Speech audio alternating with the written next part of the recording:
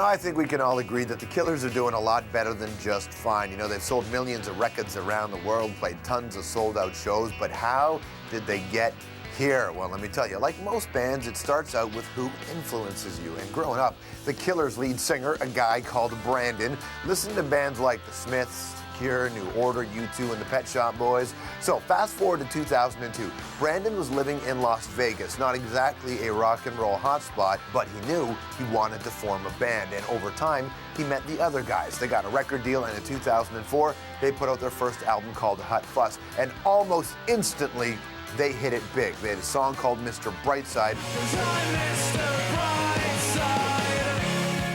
which was massive on radio. Because of that song, the band was able to tour non-stop for 2 years, playing more than 400 shows. Then they went back to Vegas and had the big task of trying to follow up a huge debut. They recorded a record called Sam's Town, and that record was a tribute to where it all started, good old Sin City. The Killers have decided to make another album. This one's got way more of a pop sound that goes back to those earlier influences we were talking about. The new Killers record is called Day and Age. Perhaps you've heard the first single, Human.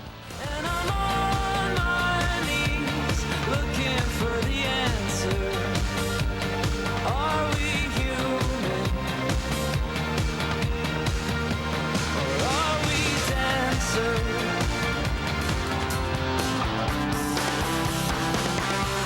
Everybody, it's Brandon, it's Ronnie, it's the Killers.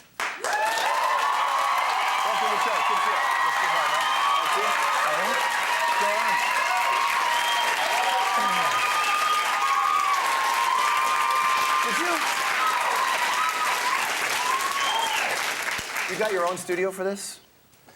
Yeah. It's called Battleborn Studios. It's a place right off the Strip, just a couple of minutes, and it's ours now. And it was nice to just have your own place. I remember the last record was it in Palms. Where'd you do it? Yeah, Palms. Which is a crazy environment to make a record, isn't it? There were people coming in all the time. The owner of the casino, whoever, is a good guy, but he'd be bringing in, rappers or Playboy bunnies, and everything was coming through to show them this new studio or this new tower, and it was strange. Had you been a band from 1987, that would have been awesome. Yes. But not anymore. I suppose you've heard a lot of people talk about the record now, that they've chanced to hear it, and that it sounds, I think, to them a very different record from the Killers. It actually sounds like it's the Killers going into a complete, maybe to where they started, to where you guys started in terms of your inspirations. I think it's just a continuation rather than a retreat. Not that it's exactly a retreat, going back to where you start from, but I think it's a real natural progression, a natural evolution of the band. I think we're more free, more courageous, and a little less afraid to do a cha-cha. Where does that come from? When do you realize as a unit, hey, I have an idea for a cha-cha? Okay, press record. It's good. We all have so many different influences that I think we have a lot of confidence now because of the success of the first two albums, and the pages were empty. It was just, let's just color them, and it was fun. First record, when we talked last time on the last record, it was about you guys becoming men, as opposed to the previous record, which sounded like boys having fun. This record, is this a record for dads? Is that? I mean, because I suspect you're the kind of guy that pays very close attention to your surroundings, and having a kid, I imagine that's going to have some impact. I think it definitely had an impact. Yeah, it makes you put things into perspective. And I guess a real fan of our band would notice it in my lyrics more than I would. I don't know but if it's had a real effect there. But musically, we're all, hopefully we're just better and stronger. And confidence allows you to be riskier. Did you feel like you were riskier now? Yeah, we were adventurous. We're navigators. Yeah, but some people, when they walk out into the pond, they do it hesitantly. Was that this way? No, we bring fishing poles. You're like, we're going fishing, forget about it. Yeah, and a saxophone. Even on Sam's Town, there's a lot of work that goes into keeping momentum. And I think on this record, you don't really need momentum anymore. It's just sort of there. So do you view the world the same way now that you have that kind of confidence that comes with success? It's difficult too, because we were very lucky early on, and it happened very quickly for us. So it's hard to, again, we feel like we're the same people, but I'm sure we're not. And so I don't know if we view it in any different. You know, we've learned a lot by going so many places. None of us had a passport until we got a record deal, and so it's we've seen a lot. Yeah. What have you learned about certain parts of the world?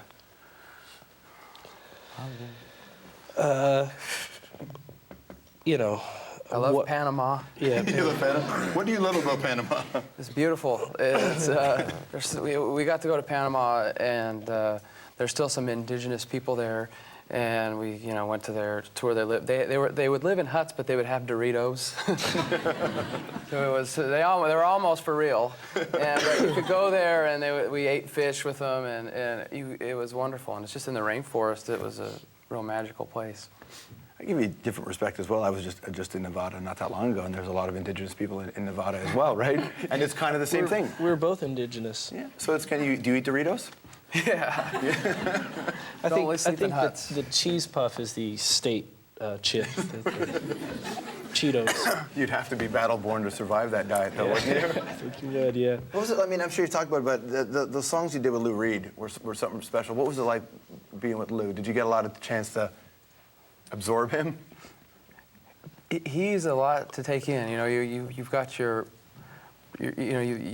in your head, he's already exists as something, and so to meet people like that is really difficult, I think. But we were just honored that he wanted to do anything with us, and we're really happy with the outcome of Tranquilize, and it was great. We learned a lot from him, I think. I can't really delve into it too much, but just he beat me up a little bit over lyrics and everything, and he made me just rethink all of it. Literally? No, verbally. When you guys watch yourself back on stage, if you see tape, do you recognize the band? Do you recognize those guys on stage? I'm embarrassed when I see old footage. Yeah, I told them the other day, we saw some stuff before we had a record deal. I said, if I die, I'm serious. Like, I don't want people to see this. Footage from the early days? Yeah, we used to play this place called Tramps. It was a transvestite place.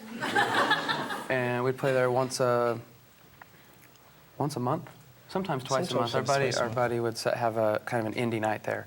Yeah, normal night. Normal night. Sundays, like people with, genuine gender would be allowed to enter. In a sense, that's not too... An organic penis. Well, hey, why not? But in a sense, that's not too far off. Didn't you say in an interview that a lot of, perhaps you weren't aware of it, but a lot of the artists that influenced you as you were growing up were gay? Not that all transvestites or transgender are gay, but that clearly had an impact on some of the music you liked. Yeah, it just seemed to be that way. Once there's just a lot of talented, I guess, gay English guys. It was from Elton John, the Pet Shop Boys, Erasure, and things like that. That was stuff that I grew up listening to. And your concert got protested by some gay rights groups dealing with the Prop 8 thing. And a question I had for you was, knowing where some of your music comes from, inspirations, how do you feel about being thrust into that position? It's weird being in this position. It's the last kind of thing that you're thinking about when you're starting a band, or and I guess it's happened to us because of the success that we've had. But yeah, it's all very, doesn't feel natural ever, But I almost imagine that success, even if it plays out beautifully for you, like if all works out according to plan, it still hurts. Like it's a difficult world to live in. Yeah, but look, we're not going to bitch about that. No, but on a human level, aside from the obvious, right? Yeah. It's whatever. Yeah. No, I hear what you're saying, but the road of rock and roll and the road of great is littered with great artists, right? Sure. Who this was very taxing on them. Mm-hmm. And I wondered, if you because it happened so early in your career, if you had a chance to look at it and go, man, this isn't what it's cracked up to be in Well, one sense. you kind of learn, I mean, most people are obsessed with a certain type of music at some point in their lives. And we, maybe more so than other people, but you learn a lot from reading about your favorite bands and problems or mistakes that they might have made, and I think that's really helped a lot. I mean, you know what you should do and what you shouldn't do. You know what you want to do and what you don't want to do, but you've got to really we figured that out right away, I think. That's all right. You can take your kid on the road with you? Yep, the boy's in Toronto now. Nice. Are you a different kind of rock star with son in tow? I don't know if I can even be called a rock star. Dirty diapers. Yeah, fair enough. You can throw those out of a hotel window. It's cheaper than a TV, television. diapers. Thanks for coming in, guys. Thanks, appreciate it, man. All right, so the Killers got a brand new record. It's called Day and Age. It comes out today, so check it out. Yeah, I'll be right back.